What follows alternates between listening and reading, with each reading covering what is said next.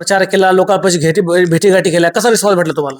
आम्ही प्रचार केला. मी तुम्हाला याच्या अगोदर सांगितलं की लोकांचा प्रचंड असा प्रतिसाद आहे आम्हाला. त्याच्यामुळं लोकांनी आम्हाला ह्या प्रभागातील प्रभाग क्रमांक 1 मधील सर्व म्हणजे चारी उमेदवार भाजपचे निवडणार हे आमचा आत्मविश्वास आम्हाला सांगतोय. तुमचे वडील हे तुमच्या विरोधातल्या उमेदवाराचा प्रचार करतायत, तुम्हाला काय वाटतं याच्यावर? याचं दुःख वाटतंय मला की बाबा साहेबांनी पक्षाचा विचार न करता साहेबांनी मुलाचा विचार करायला पाहिजे होता. एक तर मी तुम्हाला मागच्या मुलाखतीमध्ये सांगितलं, बाबा साहेबांनी एवढं पक्षाचं निष्ठेनं काम करून पक्षाने साधा साहेबांना जिल्हा प्रमुख केला, अन्याय केला. त्यामुळे मला असं वाटतं की बाबा पक्षाचं साहेबांनी विचार न करता मुलाचं काम करायला पाहिजे होतं किंवा मग शांत बसायला पाहिजे. ह्याच्या अगोदर ज्यावेळेस साहेबांनी 2009ला पक्ष सोडला त्यावेळेस मला सुद्धा ऑफर होती. मला सुद्धा उद्धव साहेबांचा फोन आला होता, रावते साहेबांचा फोन आला होता, तर तुम्ही पक्षात राहा, आम्ही तुम्हाला विधानसभेला तिकीट देऊ पात्रीचं. पण त्यावेळेस मी तसं न करता मी आमच्या कुटुंबावर संकट होतं, सर्व गोष्टीला सगळ्या गोष्टी सोडून मी त्या ठिकाणी साहेबांसाठी लाट्याकाट्या घेऊन उभं राहिलो होतो. हेच लोक आमच्यावर लाट्याकाट्या घेऊन आले खासदार साहेब, हेच लोक यांनीच आमच्या कुटुंबावर लाट्याकाट्या घेऊन आले होते आणि आज त्यांच्यासाठीच साहेब प्रचार करतायत, त्यांच्याच पक्ष झाले.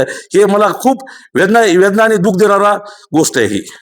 आम्ही पाहिलं तुम्ही प्रचार करायला, तुमच्या वार्डात पालकमंत्री सभा घ्यायला, तुम्हाला काय तुम्ही कुठे कमी पडलात का? नाही, आम्ही कुठेच कमी पडलो नाहीत. पालकमंत्र्यांचं काम आहे प्रत्येक ठिकाणी कुणाच्या अडचणी आहेत, कुणाच्या समस्या आहेत ते जाणून घेत आहेत आणि पालकमंत्री आमचे ऍक्टिव्ह आहेत. अशा नाहीत की बाबा फक्त कामाशी काम फिरणार आहे. त्यांचं आता अगोदरपासूनच जनसंपर्क भरपूर प्रमाणात आहे.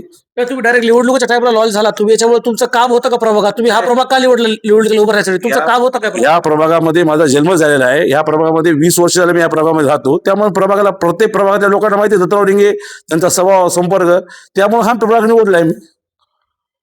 पालकमंत्री ज्या पद्धतीनं तुमच्या मतदारसंघात पालकमंत्री काम करायला, विरोधात जे खासदार साहेब तेही या वार्डात राहतात, तेही काम करायला, तुम्हाला कळलं प्रवास तुमचा खर्च आहे का? नाही, मला अजिबात प्रवास खर्च वाटत नाही.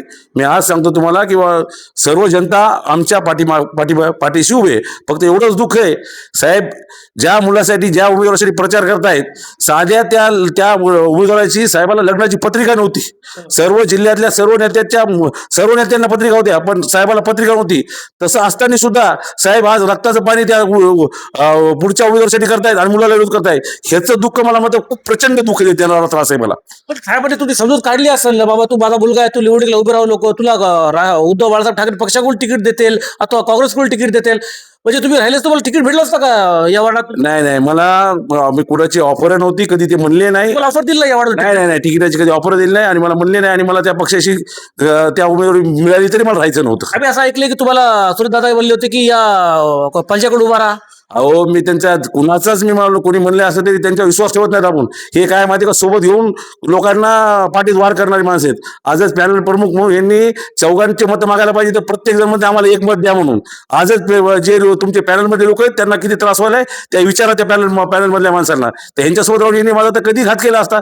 त्याच्यापेक्षा समोरचा दुश्मन पडतोय, सोबतचा दुश्मन परवडत नाही. असं ऐकलं तुमच्या प्रमुखात मी तुमचे जे सहयोगी उमेदवार त्यांचं तेवढं काम नव्हतं, त्याच्यामुळे त्याला बळीचा बकरा बोलून तुमचा लाव समोर केलं. नाही, अहो, प्रभागामध्ये तुम्ही फिरा, प्रत्येक ठिकाणी मी तुम्हाला मागच्या वेळेस असं म्हणलं, नागरे साहेबांचं खिल्लारे साहेबांचं काम आहे म्हणूनच आम्हाला सोपं चाललंय प्रभागात. खिल्लारे साहेबांचं काम, खिल्लारे साहेब स्वतः गणेश देशमुख समोर का आले, त्याला तुम्हाला का टाकलं बळीचा बकरा करायला? नाही, तसं नव्हतं. मग गणेश देशमुख विरोधात काय कोणी पुढचा जो आम्हाला जो नगरसेवक आहे निखिल खिल्लारे, तो गणेश देशमुखच्या विरोधात न जाता तुम्ही त्याच्या विरोधात का गेले? तुम्ही तुमची सेफ साईड काढला विचार केला? माझं काय म्हणणं आहे माहितीये का, मला पुरुषातून लढायचं होतं, त्यांना महिलेतून लढायचं होतं. त्यामुळे ते महिलेत गेले आणि मी पुरुषात आलो. बाकी काही नाही. कुणाच्यावर मी जर नसलो असतो, मला जर महिलेत लढायला ते आले असते, पण मी त्यांना इच्छा व्यक्त केली बाबा मला पुरुषातून लढायचे आणि पुरुषा गटातून एकच सीट होती मध्ये, त्याच्यामुळे आम्ही समोर आलो. बाकी काही नाही. त्यांनी असे समजून काढले, तो जिल्हा परिषदला उभा राहतो, जिल्हा परिषद तुमचं जे नाराजगी तिकडे दूर करू होता. आता जिल्हा परिषदला यांच्या दाजीला जिल्हा परिषद द्यायची, मेवण्याला नगर परिषद द्यायची, मग आम्ही काय गोट्या खेळायच्या काय?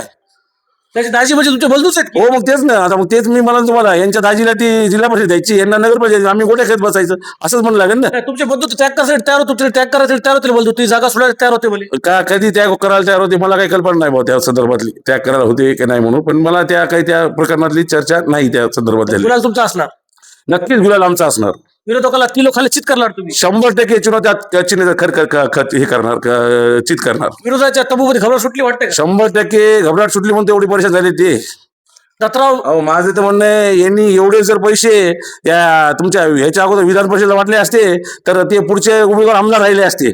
इतके जर पैसे त्यावेळेस लोक ह्यांना पैसे मागायला आले, तर हे लोक त्यावेळेस पैसे नाही म्हणले, यांनी पकडले, त्यांनी पकड म्हणले आणि आज सगळे पैसे यांनी बाहेर काढलेत.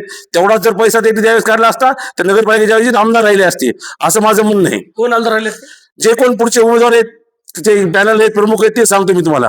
नाव घ्यायला तुम्ही भ्यायला येते. काय नाव घ्यायला काय, लोकांना माहिती आहे सगळं. याच्या अगोदरच्या विधानसभा परिषदमध्ये कुणाची उमेदवारी कुणाच्या पैसे न काढल्यामुळे गेली हे सगळ्यांना माहिती आहे. तुम्ही विचारा ना ती गोष्ट.